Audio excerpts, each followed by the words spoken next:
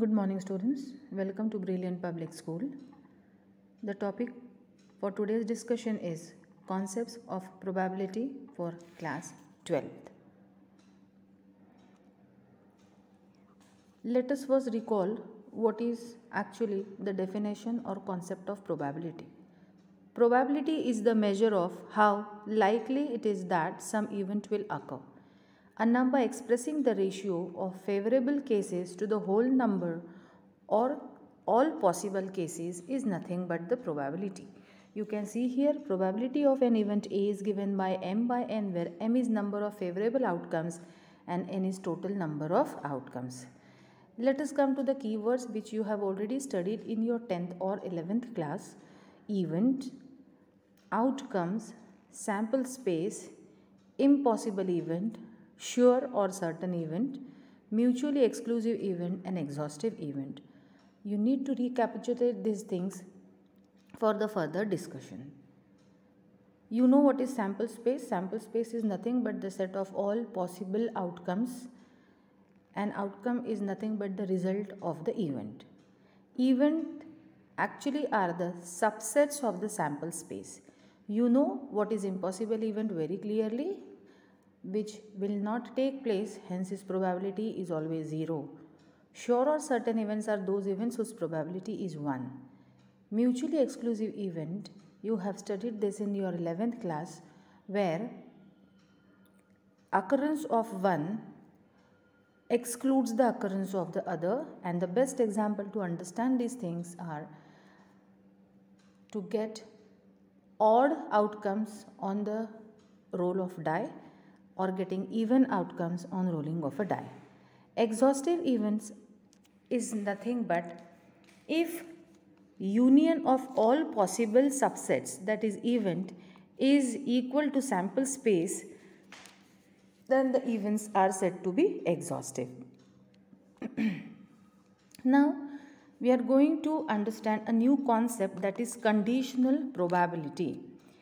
Now, conditional probability is the probability of an event occurring given that another event has already occurred.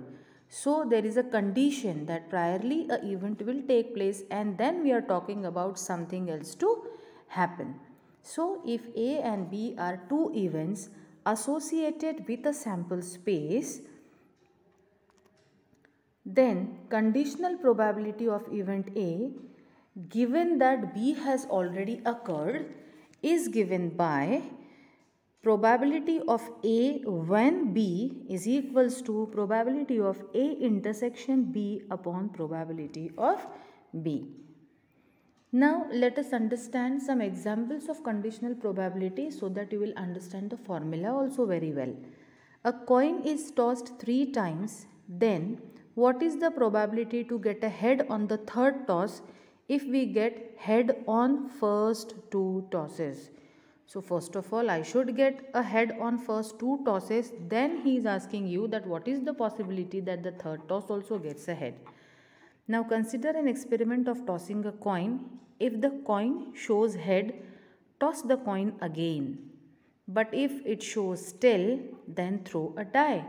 It means tossing a coin again and throwing a die are depending upon the first part to take place, that is tossing of a coin. So the later two have a condition that first we need to toss a coin and then we will toss a coin again if it shows head, or we will throw a die when it shows tail.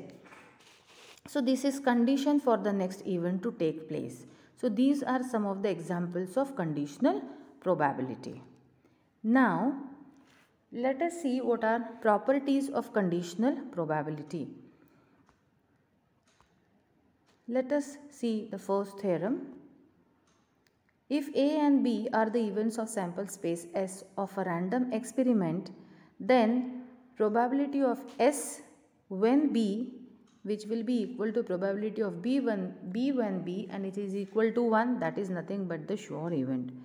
Theorem number 2 tells us that if A and B are two events of sample space and E is an event of S such that probability of E is not equal to 0, then probability of A union B when E means E should already take place, is equals to probability of A when E plus probability of B when E minus probability of A intersection B when E.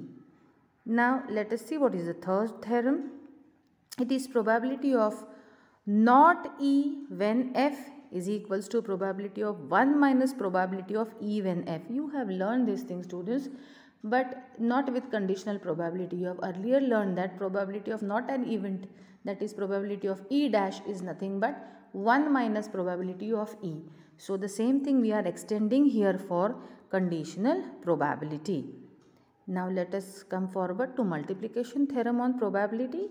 It is nothing but just using the concept of conditional probability. As we know the theorem, probability of B when A is nothing but probability of A intersection B upon probability of A. Of course, probability of A should not be equal to 0. So by multiplication rule in probability, we just multiply the things and we get probability of A intersection B is equals to probability of A into probability of B when A. From the thing it is very clear, similar thing would be applicable to the other case also.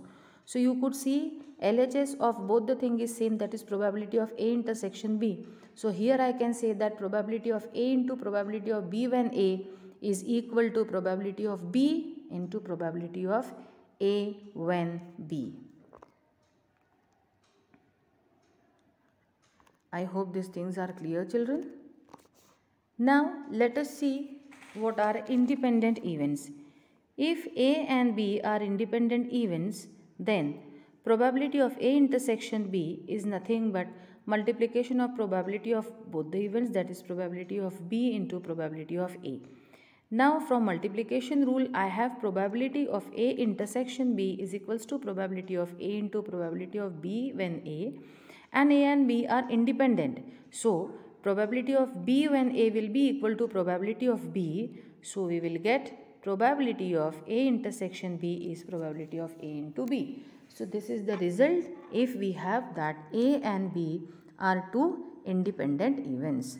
Now let us come to an important topic, that is Bayes theorem, which is depending upon the conditional probability. For that, first of all, we need to study two concepts, that is partition of a sample space and theorem of total probability. So partition of a sample space is nothing but there are three conditions. A set of events E1, E2 till En is said to represent a partition of sample space S if their intersection is a null set, their union gives you back the sample space, and of course probability of each event should be greater than 0. It should not be equal to 0. Now let us come to theorem of total probability. If E1, E2, En are the partition of sample space and suppose that each of E1, E2, En has non-zero probability. Now let A be any event associated with S. Okay, then probability of that event A is probability of E1 into probability of A when E1 plus probability of E2 plus probability of A when E2. In this manner we get the theorem of total probability. Now let us understand what actually Bayes theorem tells us. Consider that there are two bags 1 and 2. Bag 1 contains 2 blue and 3 red balls. Bag 2 contains 4 blue and 5 red balls. Now can we find the probability that from which bag the ball was drawn? If it is of red color, means I have got the ball and I know that the outcome is red. The ball is red. Now can I go back and find out from which bag it was taken, whether bag 1 or bag 2. So Bayes developed a formula to find this reverse probability by using conditional probability. So let us see the statement of Bayes theorem. If E1, E2, En are the events which constitute a partition of sample space S, that is they are pairwise disjoint and their union is nothing but S, then let A be any event with a non-zero probability. We have probability of EI when A is equals to probability of EI into probability of A when EI upon nothing but the total probability in the denominator. Using this theorem, we can find the reverse probability. In our case, the example which we have considered, knowing that the ball is red, using this formula, I can find out from which bag it was taken out. Now, the next topic which we are going to discuss is random variable, and a random variable is a real valued function whose domain is the sample space of the random experiment. Now, for example, let us consider tossing of a coin 3 times in succession and consider the number of heads. So, you know very well there are 8 outcomes.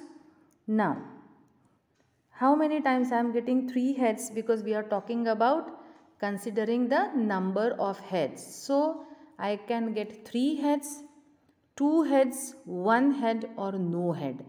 So, number of heads which we are getting, I am getting the real values as 1, 2, 3 and 0. So, the random variable x takes the values 0, 1, 2 and 3. You can see the things which are written in the bracket: 3h, 2h, 1h and 0h. So, these are the values taken by the random variable x. Now, further, let us see what is the probability distribution in the same example. Now, we have considered the tossing of a fair coin 3 times. Now, we know that what are random variables. So, we have just seen in the previous slide that x is taking the value 0, 1, 2 and 3. Right?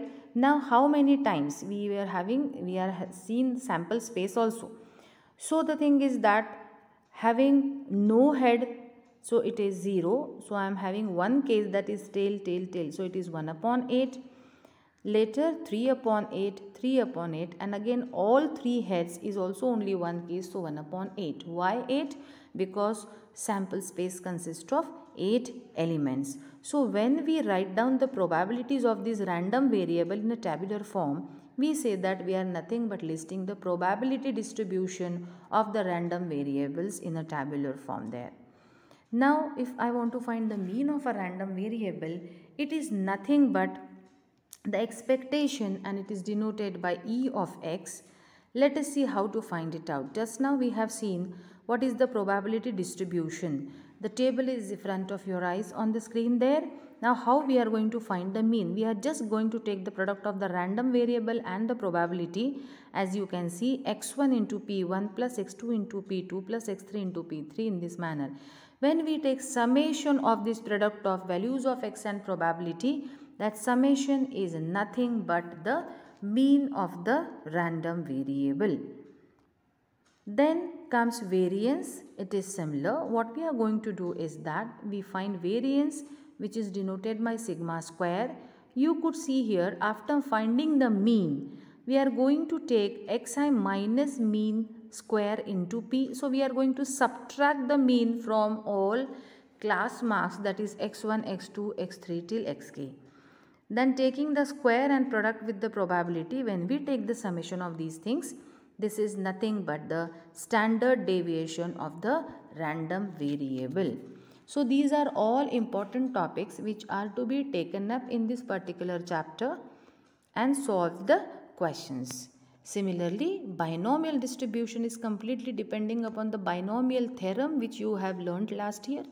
But here the thing is, binomial means you know two terms. So here also we are going to denote it with P, where we are talking about success. And what is success? Success is nothing but our required outcome. If I want head, then getting the head is my success. If I want odd number, then getting 1, 3, 5 would be a success for our experiment.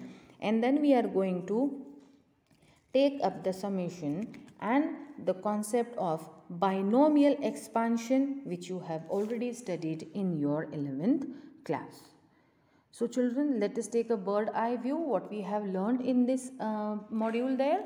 So we have discussed what is probability, then we have learned what is conditional probability, independent even, partition of sample space, total theorem of probability, Bayes theorem and mean and the variance.